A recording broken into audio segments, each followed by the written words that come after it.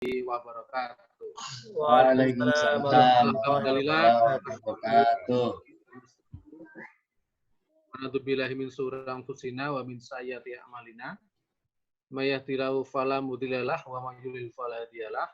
Asyhadu an la ilaha illallah wahdahu la syarikalah wa asyhadu anna Muhammadan abduhu wa rasuluh. Qala Allah ta'ala fil Qur'anil Karim, a'udzubillahi minasyaitonir rajim.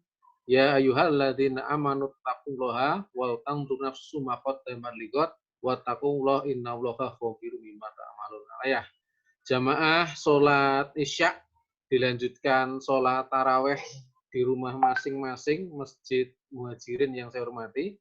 Alhamdulillah pada pertemuan yang kedua ini kita diberi rahmat dan rahimnya oleh Allah Subhanahu wa taala sehingga kita masih diberi kesempatan dan kita masih diberi kesehatan. Pada taklim yang kedua dari kami Iwan Setiawan ini, saya ingin menyampaikan enteng-entengan saja. Temanya enteng-entengan tetapi masalahnya itu berat. Setelah pandemi ini, COVID ini memang banyak masalah sosial terjadi. Salah satunya adalah masalah Kamtibmas, keamanan, ketertiban masyarakat. Kita mungkin beberapa hari atau mungkin minggu ini sering membaca, mendengar info banyak sekali kejadian berkaitan dengan kejahatan, baik itu pencurian, ataupun perampokan, ataupun pembunuhan. Semoga itu tidak kita alami. Ya. Oleh sebab itu, memang kita perlu sebagai pribadi dan sebagai warga masyarakat itu perlu untuk berikhtiar, perlu untuk berusaha agar berkaitan dengan keamanan dan ketertiban ini bisa kita jaga. Nah, saya ingin bicara berkaitan dengan apa ikhtiar kita untuk menjaga Kamtibmas sebagai warga masyarakat, yang kedua adalah sebagai individu atau bagian dari keluarga. Kalau kita bicara berkaitan dengan ikhtiar, maka ikhtiar itu yang pertama. Setelah itu adalah tawakal. Apa sih itu ikhtiar? Ikhtiar itu adalah berusaha bersungguh-sungguh agar apa yang kita lakukan ini dapat bermanfaat sesuai dengan apa yang kita inginkan. Yang kedua, setelah kita berikhtiar, maka kita bertawakal. Apa sih itu tawakal itu? Tawakal itu adalah menyerahkan segala sesuatu yang kita laksanakan ini kepada Allah Subhanahu wa taala. Setelah kita berikhtiar, maka kita bertawakal. Sebuah hadis yang sangat populer sekali berkaitan dengan apa itu tawakal dan apa itu ikhtiar. Suatu ketika, hadis ini diriwayatkan oleh Anas bin Malik, suatu ketika Nabi Muhammad itu kedatangan tamu. Tamu dari jauh mau ketemu dengan Nabi. Nabi pada waktu itu ada di masjid. Nah, maka lelaki itu datang membawa unta. Wah, kalau sekarang mungkin tamunya pakai Vario atau Avanza. Kalau dulu ya mungkin pakai unta ataupun juga pakai kuda dan sebagainya. Pada waktu tamu itu datang, maka untanya itu dilepas. Untanya itu dilepas begitu saja tanpa ditambatkan. Wah, kalau zaman sekarang mungkin motornya dikunci, mobilnya juga dikunci. Nah, kalau zaman dulu itu ya atau kudanya itu tidak ditambatkan. Nah, kalau itu dilakukan oleh sahabat Nabi tersebut. Maka Rasulullah bertanya, mengapa unta itu tidak diikat? Nah, lelaki itu menjawab, saya lepaskan unta itu karena saya sudah percaya atas perlindungan dari Allah Subhanahu wa taala. Wah, mendengar jawaban itu, maka Rasulullah itu menegur dengan bijaksana sahabat tersebut. Ikatlah unta itu, sesudah itu barulah kamu bertawakal. Nah, maka lelaki itu setelah ditegur oleh Nabi itu mengikatkan untanya itu, setelah itu mendatangi Nabi Muhammad Shallallahu Alaihi Wasallam. Jamaah sholat tarawih yang kami hormati, kalau kita melihat dari hadis ini, bahwasanya yang pertama kita lakukan adalah bicara berkaitan dengan kamtipmas. Menjaga kamtipmas itu adalah berikhtiar dulu. Jangan sampai kita kecolongan, tempat rumah kita kecolongan, diri kita kecolongan atau kampung kita kecolongan ada masalah berkaitan dengan mungkin ya semoga tidak terjadi berkaitan dengan pencurian, perampokan dan sebagainya. Maka yang pertama itu adalah kita berikhtiar. Apa sih yang bisa kita lakukan? Nah, banyak sekali sih sebenarnya berkaitan dengan protokol atau cara agar kita bisa menjaga keamanan di lingkungan kita. Yang pertama, yang paling enteng-entengan ini kalau kita di rumah kita. Agar kita menjaga kamtipmas di rumah kita. Yang pertama adalah ketika kita punya kendaraan, punya motor, punya sepeda, maka lebih baik sepeda itu jangan dikasih di depan rumah. Kalau nggak dipakai, maka sepeda itu atau motor kita ataupun juga mobil kita dimasukkan ke dalam garasi. Baik itu di siang hari, apalagi di malam hari. Yang kedua, kalau Bapak Ibu-Ibu punya peliharaan, wah kalau orang Jawa ocehan, itu oceh-ocehan itu jangan dikasih di depan rumah. Apalagi di musim-musim seperti ini, lebih baik oceh-ocehannya itu dimasukkan di dalam rumah. Atau mungkin kalau di dedek ke pagi ya bisa, tapi kalau setelah itu lebih baik dimasukkan. Yang ketiga adalah kita jangan sampai meninggalkan barang berharga kita di depan rumah.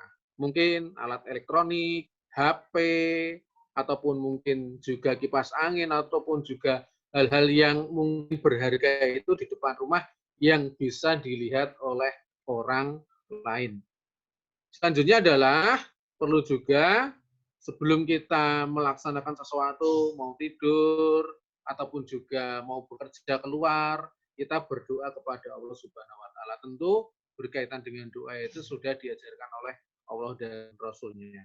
Selanjutnya, ketika malam hari yang perlu kita lakukan sebelum kita tidur, kita cek rumah kita, kunci pintu, mengunci jendela dan sebagainya. Kalau dulu mungkin kita lebih santai ya berkaitan dengan keamanan rumah kita, maka perlu sebelum tidur kita cek jendelanya, kita punya pintu depan, pintu samping, pintu belakang, perlu kita cek juga. Selanjutnya adalah, wah ini juga penting, kita perlu menyiapkan alat perlindungan jika alat itu diperlukan. Wah, mungkin kira-kira ya, kalau mungkin sekiranya bapak-bapak ini khususnya punya senjata tajam pentungan atau apalah yang senjata-senjata berat itu perlu kita siapkan. Ini bukan apa-apa, tapi perlu kita siapkan tentu tempatnya yang tidak terlihat kalau kita punya anak dan sebagainya, kita kasih tempat yang mungkin agak tersembunyi tetapi dekat dengan kita. Kalau terjadi apa-apa, kita punya senjata. Tentu ini ikhtiar. Kita ikhtiar dulu atas apa yang kita lakukan. Selanjutnya adalah yang terakhir, ketika di malam hari sekiranya sudah lampu-lampu sudah tidak dipakai, maka itu bisa kita matikan. Selanjutnya Bapak, protokol ketika kita di masyarakat. Nah, mungkin kalau kita tinggal di masyarakat, ada yang tinggal di perumahan, ada yang tinggal di kampung. Kalau perumahan mungkin punya keamanan. Kalau kampung, keamanannya adalah kita sendiri ataupun mungkin juga keamanan warga. Hal yang paling sederhana adalah perlu kita mengaktifkan sistem keamanan lingkungan. Siskamling selanjutnya adalah ya berkaitan dengan ada pembagian tugas walaupun mungkin juga sudah ada ronda loh bahasanya gitu ya. Pembagian tugas ronda walaupun tidak harus kita full di pos ronda, tetapi yang penting keliling kampung itu penting. Selanjutnya adalah perlu kita buat grup WhatsApp keamanan lingkungan. Kan kalau ronda itu kan dibagi seminggu 7 kali, siapa yang berjaga itu kita masukkan dalam satu grup. Oh, malam ini si A, kelompok A akan melaporkan. Malam ini kelompok B akan melaporkan. Sehingga kita mengetahui secara detail berkaitan dengan kondisi keamanan kampung. kita. Yang terakhir, yang paling sederhana adalah perlu baik atau individu ataupun Pak RT, Pak RW ataupun ketua lingkungan itu punya kontak person polisi, punya kontak person petugas keamanan yang sewaktu-waktu ketika terjadi sesuatu itu bisa kita kontak dan segera datang untuk membantu apa yang kita lakukan. Bapak, Ibu-ibu yang saya hormati, yang terakhir kalau kita melihat memang kondisi ya kita seperti ini, mau nggak mau protokol-protokol itu perlu kita lakukan. Baik itu protokol secara individu tadi, yang kedua adalah protokol di dalam kemasyarakatan. Kalau individu sederhana berkaitan dengan urusan kita, dengan rumah kita. Yang kedua kemasyarakatan adalah protokol dalam kita menjaga masyarakat, lingkungan masyarakat. Maka menjaga keamanan, ketertiban masyarakat itu bagian dari ikhtiar kita untuk menjaga keamanan. Setelah itu, setelah kita berikhtiar, maka kita bertawakal kepada Allah Subhanahu wa taala. Kita sudah berusaha dengan sebaik-baiknya untuk melaksanakan Kamtibmas individu ataupun masyarakat. Setelah itu kita berdoa kepada Allah, kita memohon kepada Allah Subhanahu wa taala agar apa yang kita lakukan berkaitan dengan menjaga Kamtibmas ini diijabahi oleh Allah Subhanahu wa taala. Demikian dari apa yang saya sampaikan, saya kembalikan kepada narasumber, kepada pembawa acara. Dari kami cukup sekian, saya kembalikan, monggo. Jazakallah Ustaz Iwan yang mengingatkan kita semua bahwa saat-saat sekarang ini salah satu yang juga perlu kita jadikan perhatian bersama secara sosial adalah masalah keamanan ya. Termasuk juga di lingkungan perumahan kita di GKP ini saya kira perlu untuk kita membangun kebersamaan dalam hal aspek keamanan ini. Baik Ustaz, mohon berkenan memberikan satu pertanyaan kepada jamaah.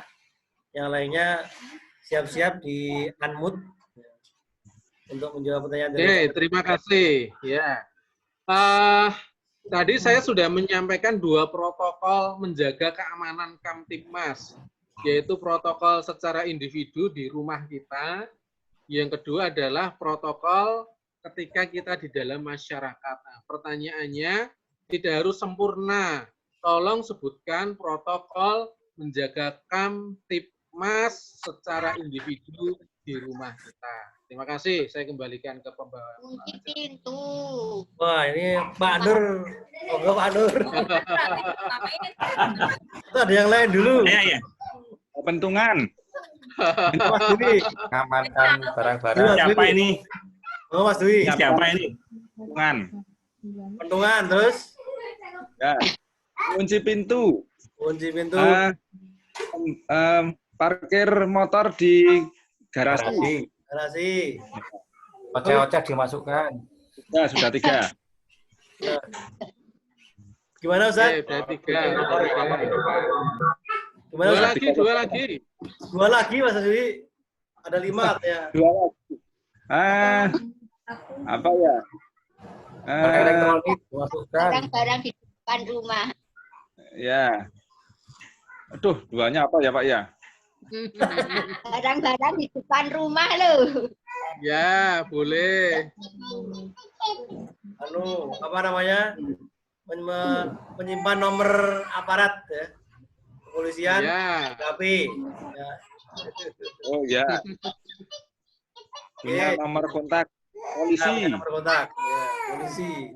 Tetangga kita ada Pak Polisi sama Pak Ardi. Ya. Ya. Baik, selamat kepada Mas Dwi. Bekerja malam ini diperoleh oleh Mas Dwi Priyatna. Baik, jamaah sekalian, rahimakumullah, alhamdulillah. Untuk pada malam ini kita sampaikan, insya Allah kita ketemu kembali pada kultum